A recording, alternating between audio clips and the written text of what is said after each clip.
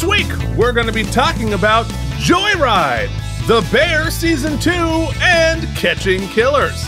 And now your host, Mike and Deglio. What's up, team? Welcome to K&M Geekly. Just a sneak peek at two geeks talking about some of the things that are going to be getting them through their week. It is Monday. I'm Mike and Deglio, struggling to wake up, joined, as always, by my co-host slash good buddy, Keith Varney. Keith, how you doing on this Monday? You going iced today? Or you going hot coffee?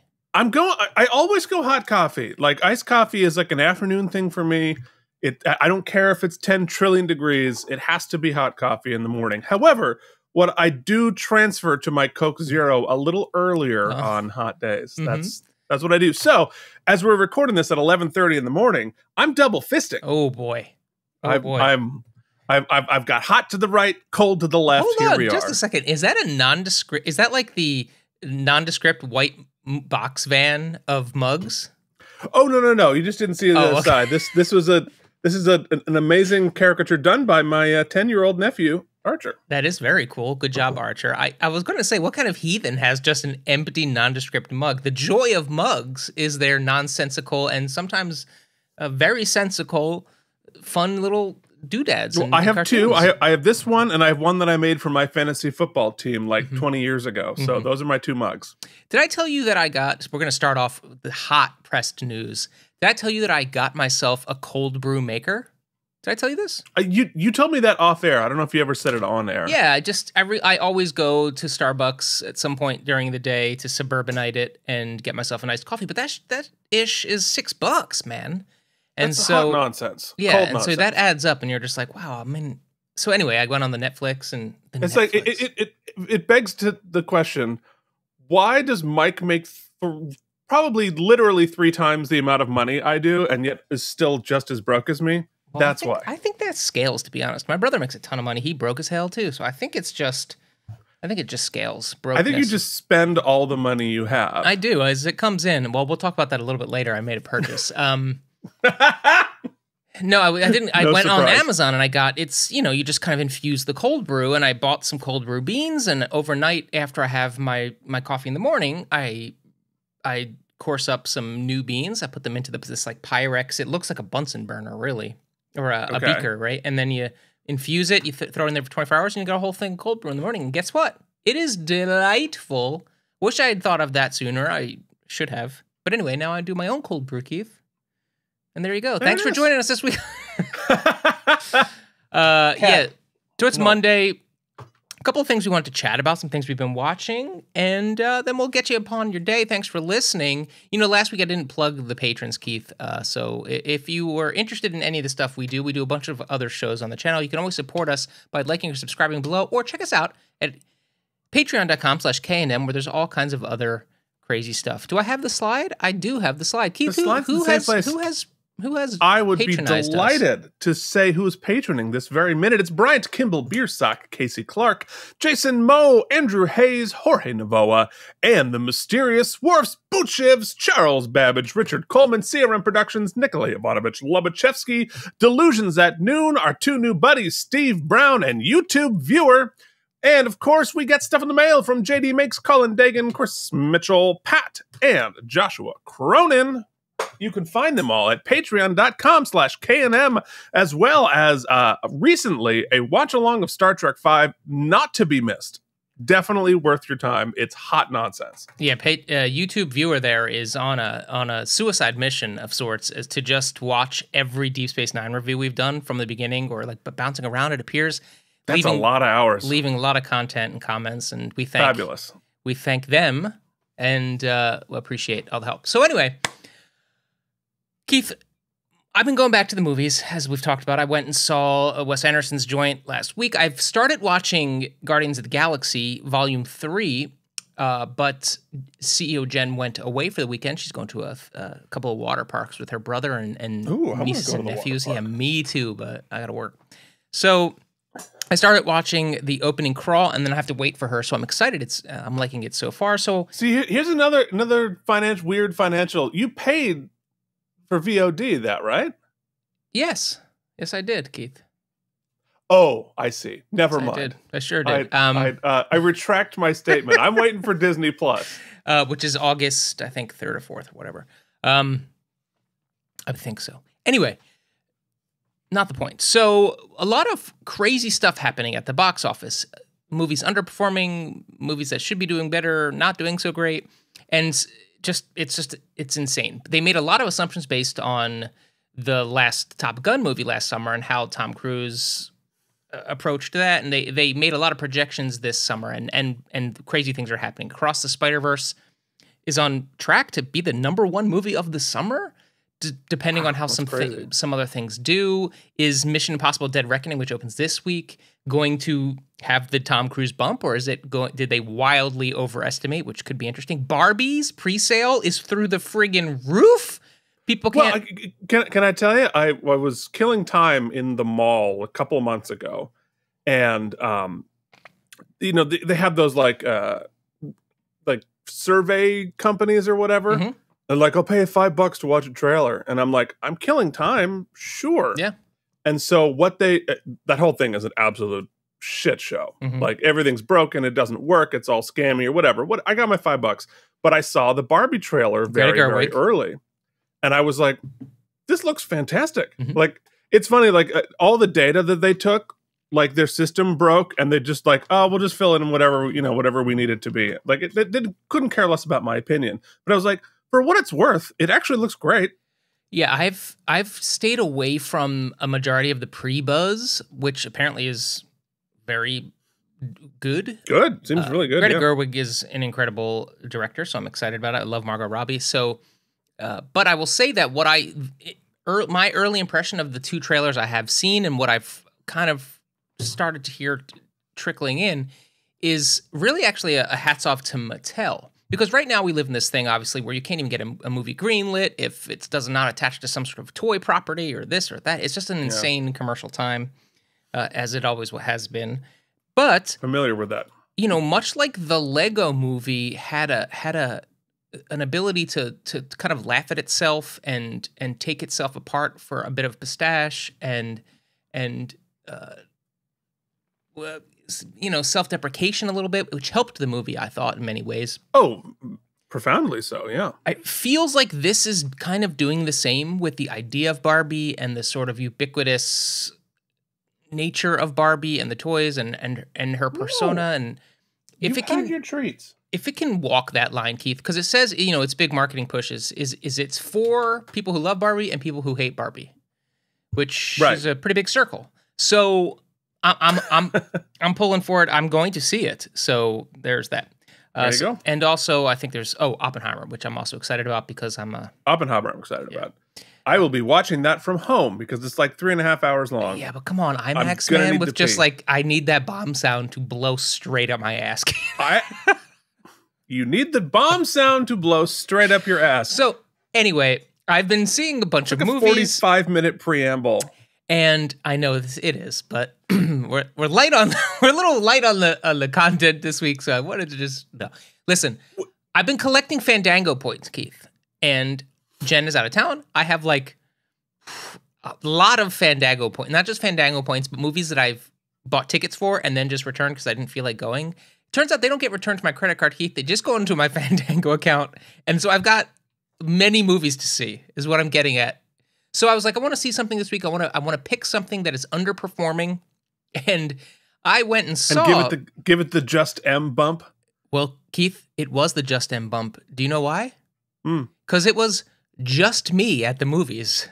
Oh, a private screening. Now we're talking. To see the American comedy here, Joyride, which is directed by Adele Lim, who, this is her directorial debut. She had a hand in writing Crazy Rich Asians, which I really enjoyed because it had a sort of like a new voice, a cutting take on the Asian American immigrant experience and also how the culture caste system works in that society, and like just a lot of things I don't know much about, so I got to kind of be invited into that, but it was so keen on cutting it and commenting on it that I really enjoyed it, and it was pretty funny. So this is that sensibility mixed with a good old-fashioned Bridesmaids / The Hangover / American Pie gross out comedy travel jam. Okay. Right? You know, you kind of know what you're getting. It's a genre film now, you know. When I was young, I really loved this type of thing. Really, to knock it out of the park, it has to be kind of gross out humor. It's got to be funny. Got to have good chemistry with your leads. That's kind of what you're asking for. So, first things first, it's just me in the theater, and I'm like, yes, I made the right call. I got my popcorn. I snuck in some peanut M&Ms from Wawa across the street because I'm not going to pay you $12. I'm clearly just going to, you know, buy it across the street and bring it in. Yeah, I mean, you already paid like $50 for your private screening and popcorn. Keith, this other guy comes in. Fine. Like, the previous the other guy comes in, whatever. But I bought a seat right in the middle. I got my seat. Dude, he sat right next to me. Oh, Jesus. He bought the ticket right next to me. There's no one else in the movie theater. No. That is a crime against humanity. It is 100%. That is a war crime. My options were tough it out. It's loud. It's those recliner seats. I had enough space, but that's sort of not the point. No, it's like peeing at the next urinal. Yeah.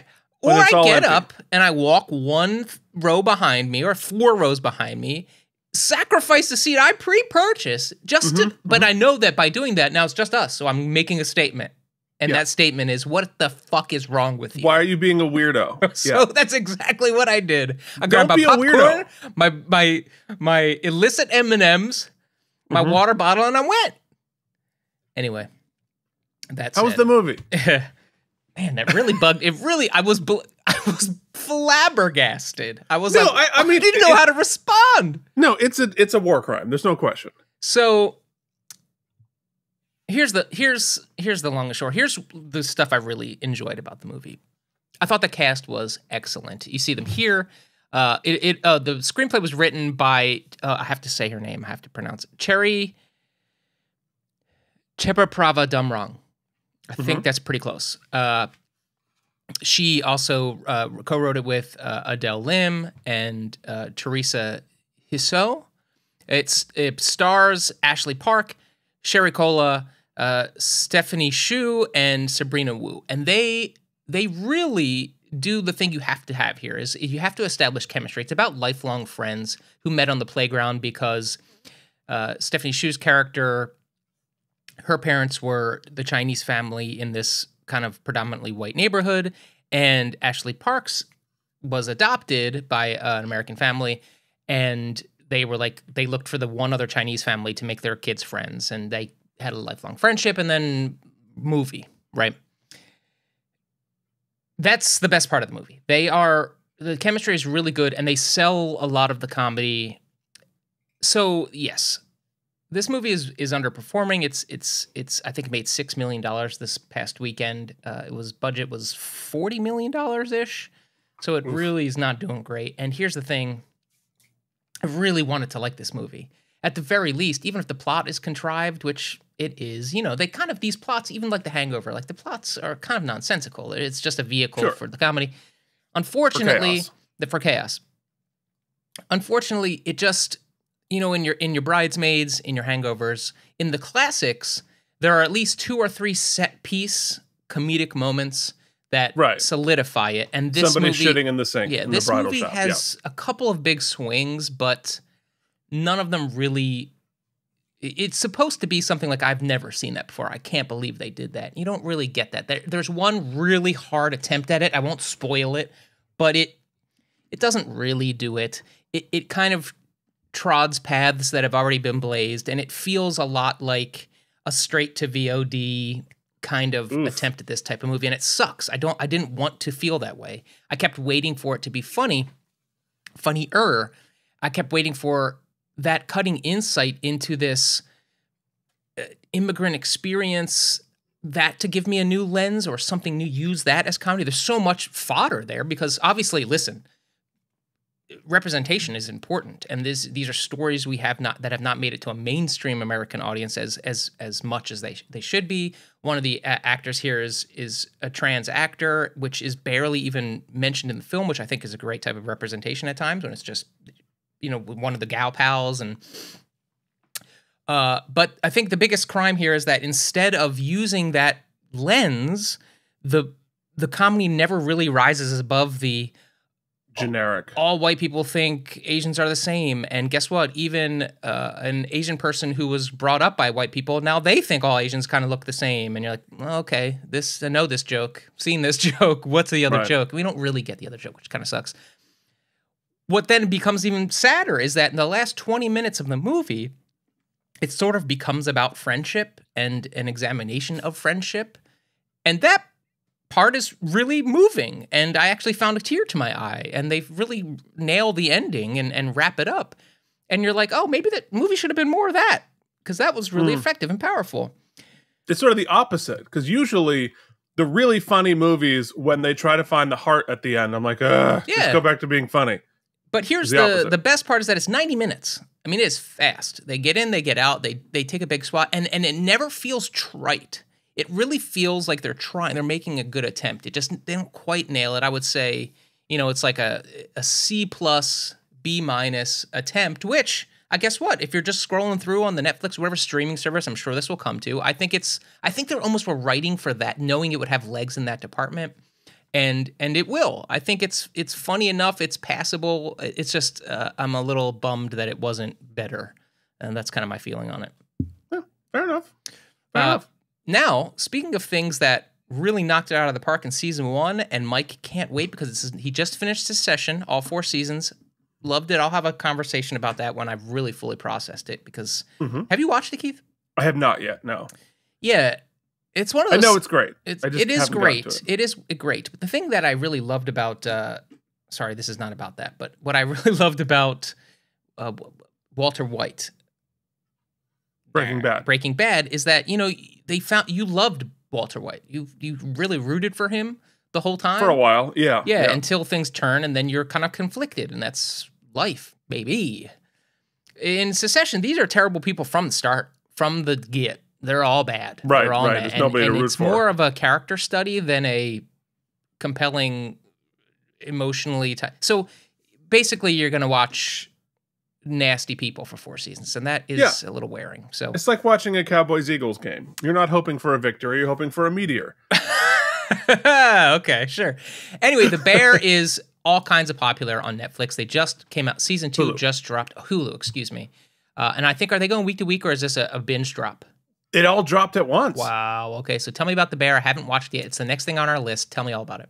Yeah, so I'm going to do this spoiler free. Yep, great. At least as of at the beginning of season 2, right? I think the twist at the end of season 1 we can talk about. But yeah, so I think we might have talked about season 1 of The Bear. You might have done it no, I haven't back watched in the it. day. Oh, you haven't watched it at all? I haven't watched it at all. It's the next thing on my list. Oh, okay. Not even season 1. No, yeah. I've heard that season 1. All I've heard is that season 1 is full of anxiety, and season 2 is less that. Yeah, well, all right. So it's basically about a family in Chicago who has run this sort of famous sandwich shop for a very, very long time. And it's a family that has the guy who ran it was the brother, and he struggled with addiction. And before the show begins, he's died. He commits suicide, and he left the restaurant to his younger brother, who he did not allow to be part of the sandwich shop, but who went off and became super driven and became a super, super high-end chef. Oh, cool. Like he, like one of the top chef, James Beard award winning, like he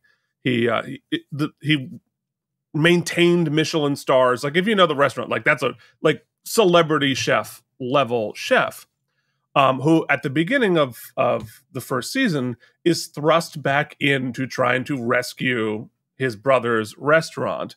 And so he's in this like super divey place full of like very blue collar folks trying to elevate the standards of the restaurant while dealing with the trauma of the family and his brother's death and chaos, that kind of stuff. And it is a really fascinating window into what it's like to be in a real kitchen.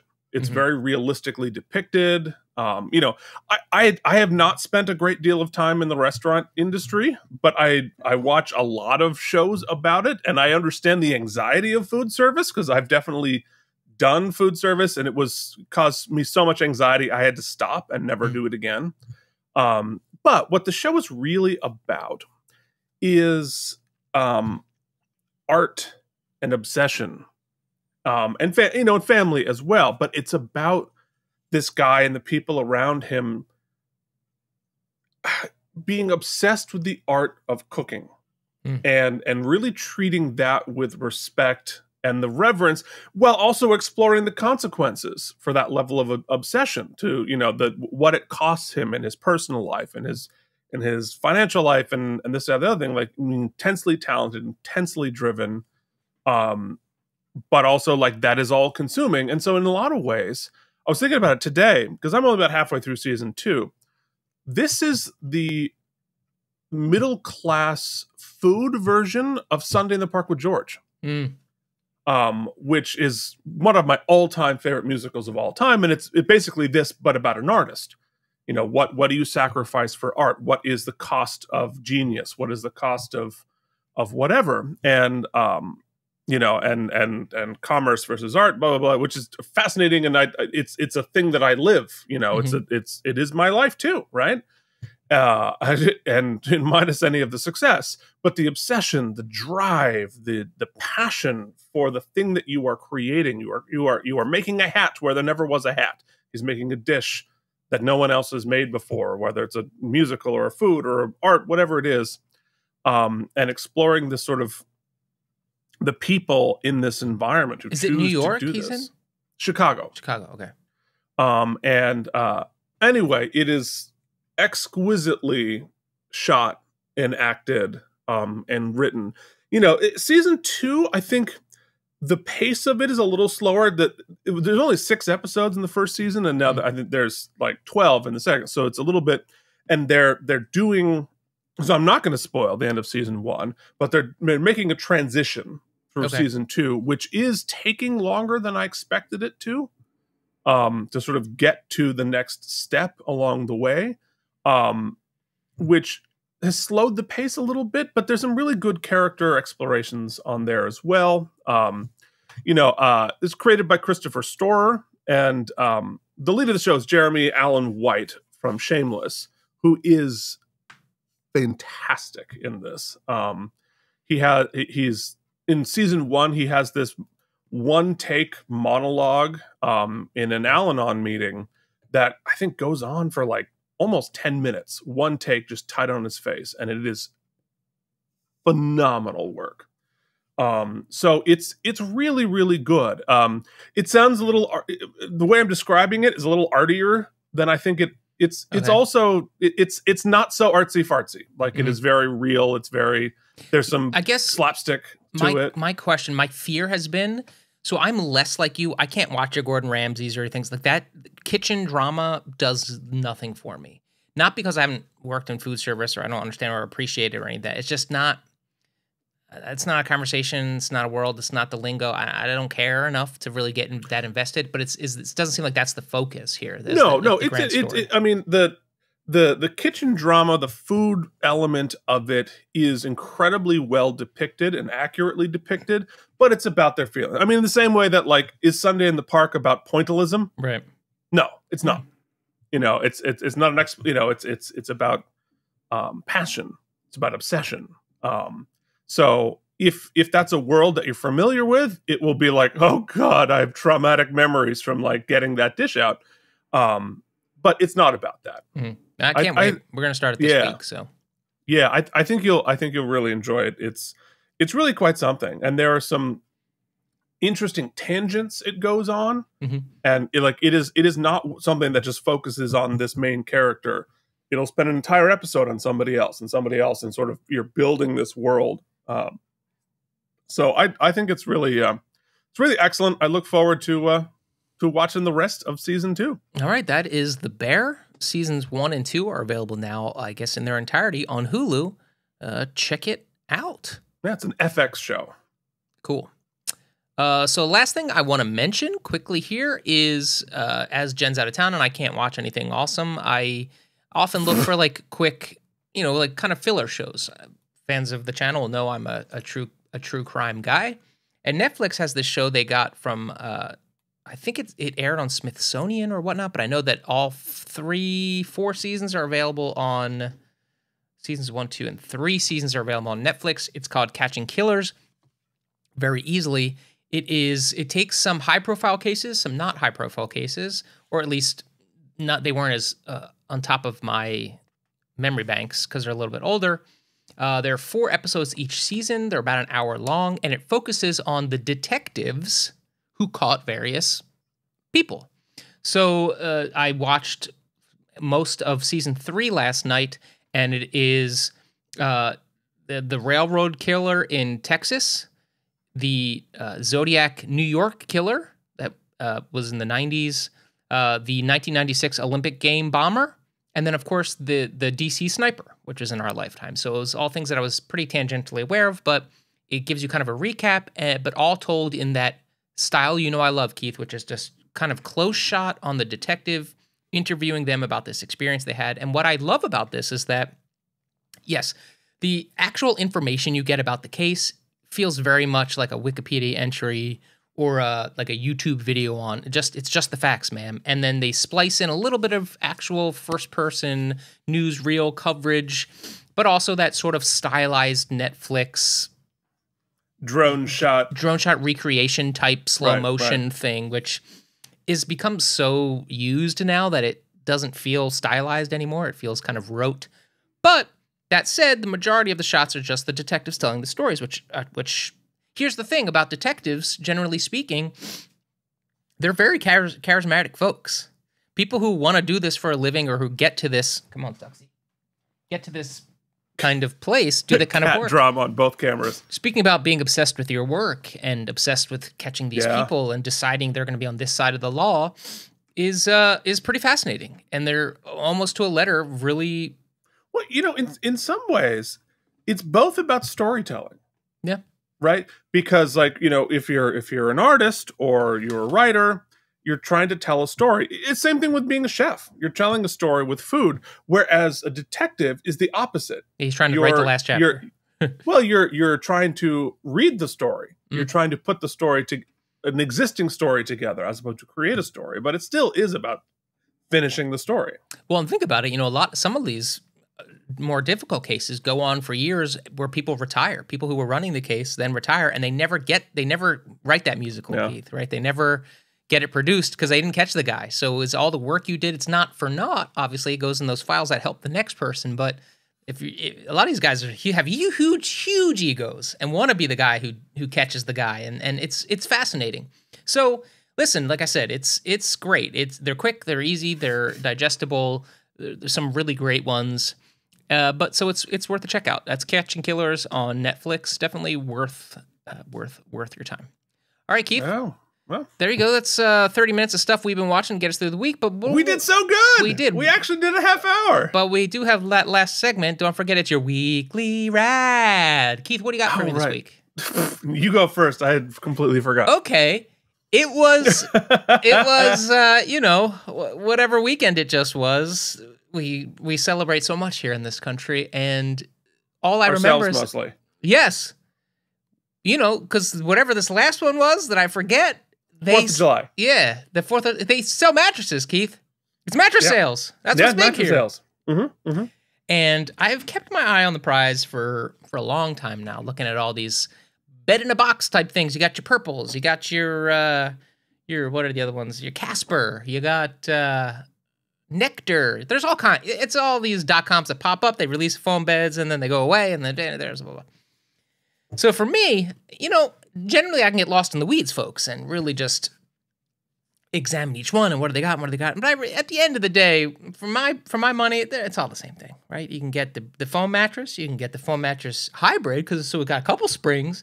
You can get this one, the premium, the copper, the gold. How much money you want to spend is really what you got to boil it down to. So this one company that I had researched and was pretty interested in, Layla, they're called. Layla, I'm sleeping on your bed. But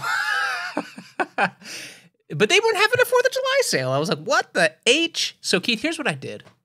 They don't need no damn sale. I bought the bed, right? I did my finance plan. I bought the bed. And then I bought another bed from another company, competitor, if you will. Yep. I then called Layla and I said, hey, I'd like to cancel my order. And they said, well, why do you want to cancel your order? And I said, I bought this other bed. They having a 4th of July sale. And Layla said, okay. How much money did they give you off? And I said, $300. They said, okay, we'll give you $300 off. And I said, I thought so. So I canceled my other bed. Uh-huh. Got my Layla. Keith, we opened it up. It's very satisfying to watch the bed inflate. It's got 2 firmness levels. You got your firm on the black side here. You got your soft on the other side. You can so as long as you sleep on this side and Jen sleeps on that side, you're good. You can flip it if you want. We put it on the bed finally. We got this thing for like a steal of money. It's really, I think it was like a $1,600 mattress. I ended up paying, I think, $700 for it. Whatever, it was like nothing. And it is awesome. We have had a $150 Sealy mattress for like before I knew Jen. This thing is just crumbling to dust.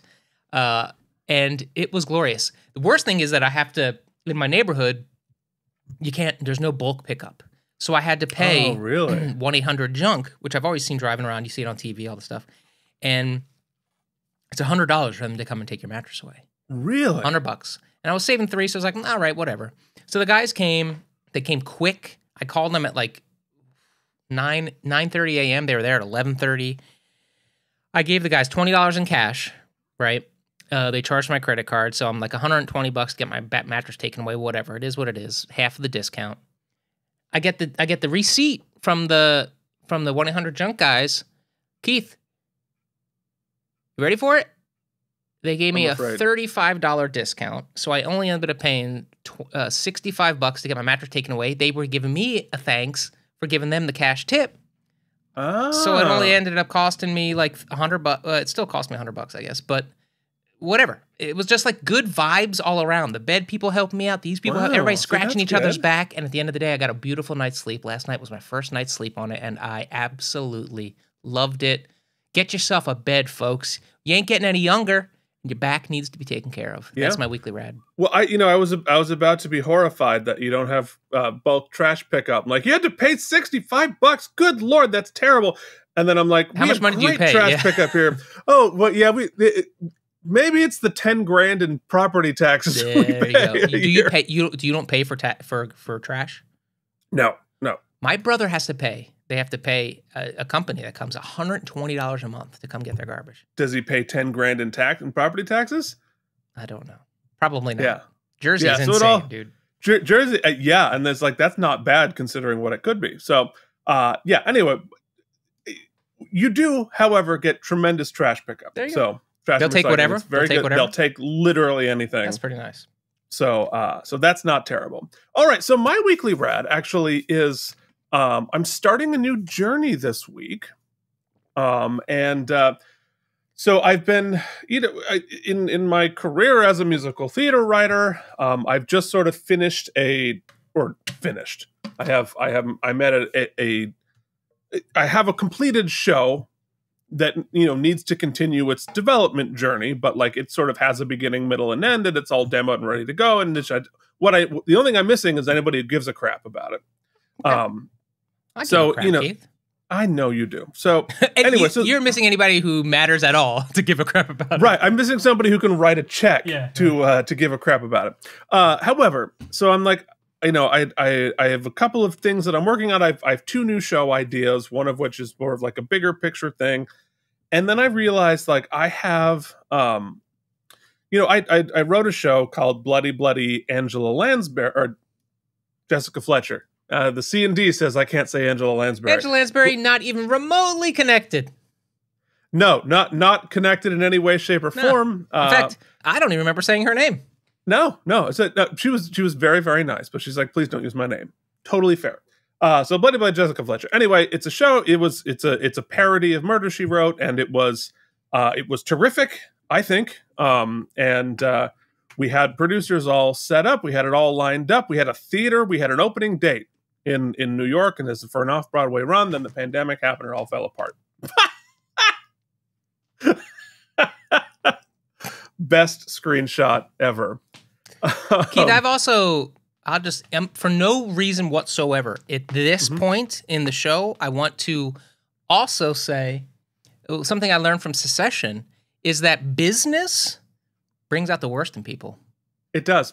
It does. Well, anyway, so the show fell apart for various reasons I'm not going to get into. But everybody, basically, that show has producers and a theater ready to go right this minute, but it's not going to happen. And that is very disappointing and very frustrating. What the fuck do you want? Tux, what are you doing, buddy? He's like, I thought this was going to be comfortable. I mean, let me give you the full... What's the plan there, Tux? He's unclear on the next steps. Speaking of next steps, Keith, so what do you got? Yes. What do you got cooking? So anyway, you know, the zany parody stuff is some, you know, and like the sort of like cheeky, edgy comedy stuff is I've done a lot of that in my career over the years. Very good at it. And I'm a little bit like maybe a little bit ready to move on from that tone. Move on from that world. You know who's not ready to move on from that world, Keith?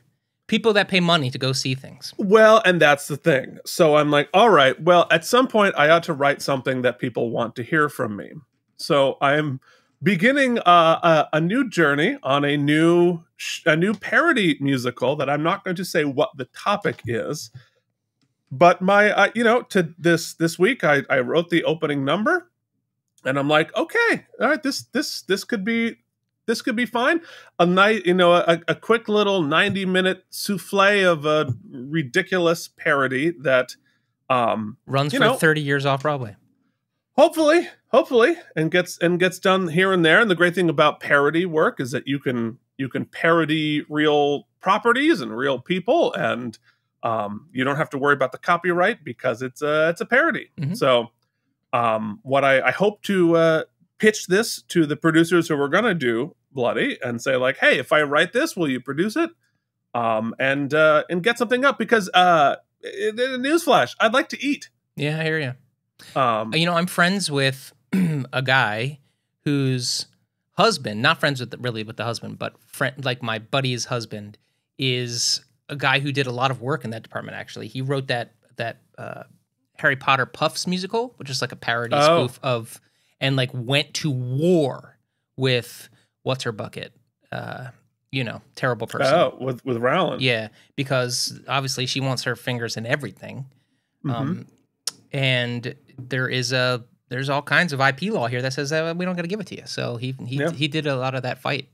No, well, I mean, this is actually a world in which I know pretty well what the what the rules are. Yeah. Having gone through it, and Angela Lansbury was like, hey, I totally get it. You got to do like a parody. That's totally fine. You're totally good to do it. Just so like she got it. Yeah. So hopefully the people who own this other property I'm working on, but look, there's a million of them out there now. Like I think that has been pretty well established that's you're good to go on that because like The Office, the musical is running, and the Stranger Things. Now, is there a sorry, we're getting into the weeds here, but is there a reason why the majority of those parody musicals run non-union? Cheap. Obviously. I didn't know if there was like there's no union reason. Okay. The Bloody we were doing, I mean, it was the Angela Lansbury character was played by Beth Level, so like it's you can do whatever you want, but obviously the whole point of these things is that they're cheap, they're quick, they're light on their feet. You can put them up anywhere with just like a bag of props. You don't need to build. Keith, I know some cheap guys. I mean, if you need some people to read when the time comes to read, I know some cheap people who are very talented. Oh, I have been using you cheap asses. Keith has a stable. Keith has a stable, if I could use the term, of cheap, very talented readers.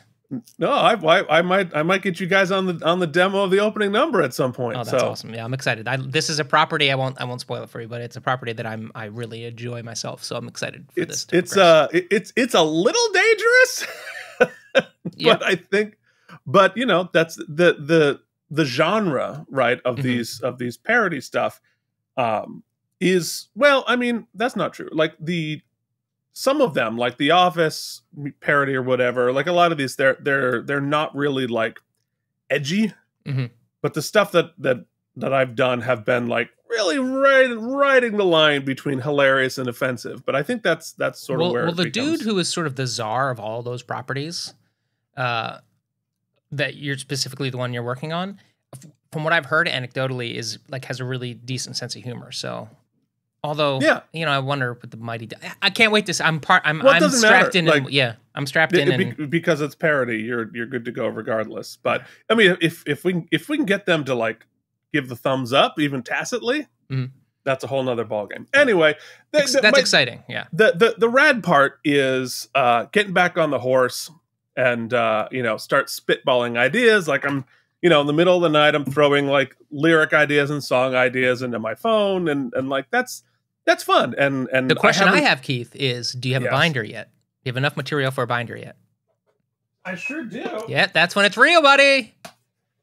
There it is. That's when it's real. All I've known since I've known Keith is just binders of his work. Look, well, I mean, there's the PV of the first number, so it's ready to go, and it's really fun at this stage because I haven't decided what the story is yet. You're a music first kind of guy. No, well, it's opening number because it's the opening number is the kickoff, and then we begin the story. And even though it's a parody, it still needs to have a story. And I wrote a spec episode of this property once. But I think it's a little too convoluted to do as a parody musical. But I'm like, oh, I could set it in all sorts of different worlds and different places and different characters. So it's fun. So I have some ideas. Can't really wait to see you navigate that, because I'll say this, it's a property that's not particularly fodder for comedy generally. It's not really funny, no.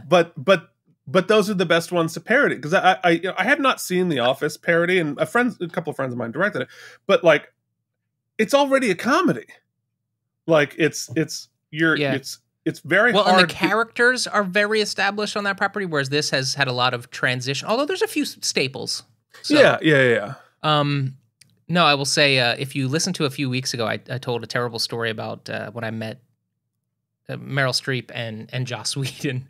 And that's a very similar gauntlet to one Keith's running currently. So if you want to really do some investigation, you can try to put some arrows together. But regardless, we're excited for you. We're fans of your stuff. I can't wait to be a part of the journey, as you always welcome me along. So I appreciate it.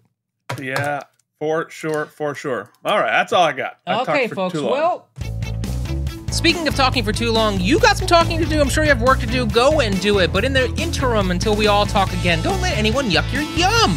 Keep on doing those things you find fun. Until we talk again, Keith, keep on geeking on.